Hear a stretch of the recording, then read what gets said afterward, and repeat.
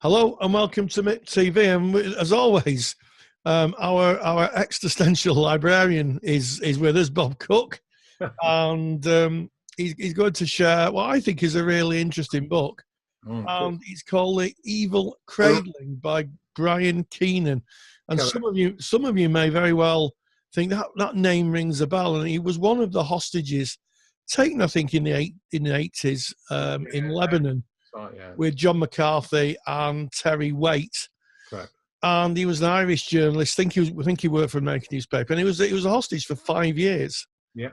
And this book explains a little bit, or a lot, about his experience of being tortured, and also how he coped with it, Bob. That's right, and it's talks very much about his psychological world through those 5 years.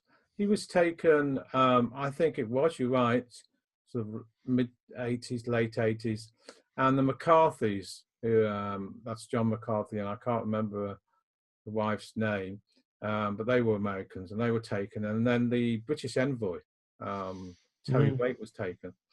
But before that, Brian Keenan spent at least a year by himself, incarcerated. And this book talks about his psychological survivings. And it reminded me of another book, which we can perhaps review another time, called From Death Camp to Existentialism. From Death Camp to Existentialism. Is that Viktor Frankl by any chance? Yeah, Viktor Frankl, correct. Yeah. And Bruno Bethenheim. Yeah. Bethenheim. Yeah. Who met in this Jewish concentration camp. And it's a book about how they psychologically survived and who best survived psychologically and who worst survived psychologically. A great book. We must actually review that at a later date. But this book by Brian Keenan talks about, and this is why I wanted to review this book, because for counselors and psychotherapists and people working in the mental health profession, he has a chapter on how he survived, or how he used dissociation as a movement away from himself and to move away from the horrors of torture. And of course, in the world of trauma, we use our natural defense systems, and dissociation is, of course, to survive. And as therapists, you and me spend many, many times with these people unpicking the dissociation so they can reconnect. Yeah, it's true. It's true, and some of the work, and for those of you who are watching, you may not be therapists, you may have just kind of happily wandered across us talking. Disassociation is where somebody is in such a traumatic situation where they physically cannot escape. They escape in their mind. They kind of partition, to use a computer term, part of their mind, and access that to switch off from the horror and the pain of what's going on. It's called disassociation. Yeah, and they spend a lot of energy building up, almost like a wall of energy, so no one can come in, and no pain can come in, and no feelings can come in. Yeah. And of course, for that particular time, especially with Brian Keenan locked away in consultant, it's like really, really, really how he survived. However, when he then came back into 5 years later, into real life, if you want to put it that way, he was so fragmented and unconnected, he wasn't able to function in relationships for quite a while. He had quite a lot of therapy. Well, and disassociation can be anything from full blown psychotic disconnection, where someone's in one space but in their mind is somewhere else. Correct. To disconnecting from your feelings, or feeling that you're an observer in your own life, like you're watching a play going on. And Patricia Clarkson, I know you like her a lot. Oh, yes. Do. She wrote a book called The Bystander, which is another book we could review, by the way. Yeah. And she talks about this phenomenon, exactly what you're talking about here. How we can move away from ourselves, not at such an extreme level, perhaps, but different levels of dissociation. And she calls that a bystander phenomena, where we watch life go on. And how how that is certainly one way we've survived. However, if we want to be real, have a level of spontaneity, authenticity, and express our feelings and all that goes with that, we have to start unpicking, if you like, this process. Mm. Right, Yeah, we have. wonderfully.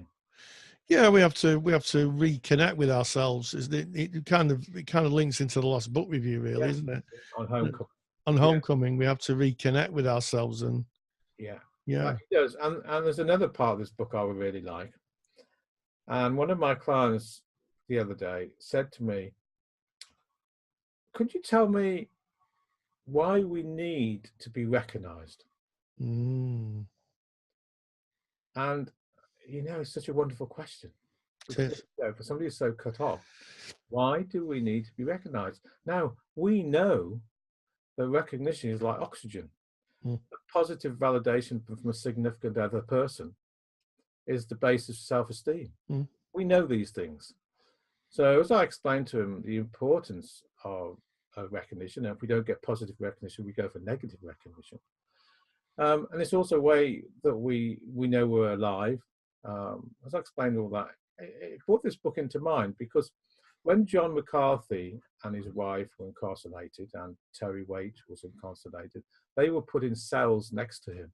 Mm. And the way he survived psychologically, in a way, was by creating a code by knocking on the cells, and John McCarthy would knock back, and they'd have a sort of hidden communication.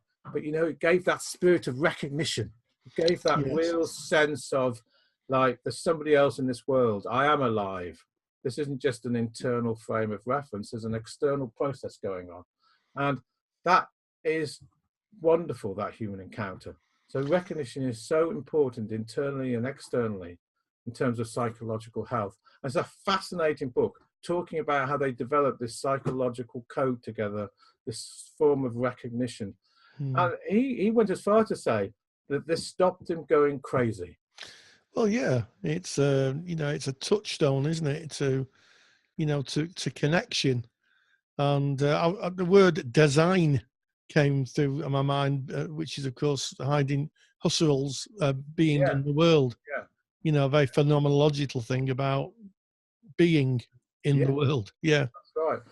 It's a must for counsellors and therapists to read, because I think it really talks about the survival psychological mechanisms, which all our clients, of course, have used. And we need to understand them to really, I think, meet and understand the human encounter and the person in front of us, so we can help them to get a semblance of healthy mental states. It's a really wonderful, accessible, easy book to read. Yeah, I agree. And I also, through the years, students would have said to me, what's a good book to read? I always used to say, anything biographical by someone who's got something to say. Yeah. Because you get a real sense of them. And I used to point to Maya Angelou and Malcolm X, and there's lots of people who wrote books about their struggles and their lives. I'm not thinking of some of the more modern celebrities, which I think probably are ghostwritten. I might be doing them injustice. But yeah, Brian Keenan, was a very, very famous figure in the 80s. Along with John McCarthy and Terry Waite. Yeah. And, to get a sense from a client's point of view, because that's what it is. Yes, it is. Of what it is. And I think sometimes, Bob, there's a temptation where we can't be curious. Clients present to us, but because they're not there to educate us, they're not there as some kind of educative tool that we can kind of, get lots of information out of to help us understand. I mean, we might ask a few questions. I think it's really useful for someone writing to give that overview of what it's like. Oh, yeah, that psychological world. Yes. We need to know how to meet these people. Yes. Yeah, absolutely. And I think that is a really good term, meet, because that's what it is. Because it's like two people meeting. Yeah. And maybe the way to that meeting isn't the easiest. No, we need to honour their defence systems. We need to tread lightly. We need to tread lightly. Yes, absolutely. I've said that so many times as a lecturer and so many times as a supervisor, be gentle, tread lightly, move slowly. and I would really give a plea to counsellors and psychotherapists to read this book, because it will give them a story of the psychological process involved in surviving trauma.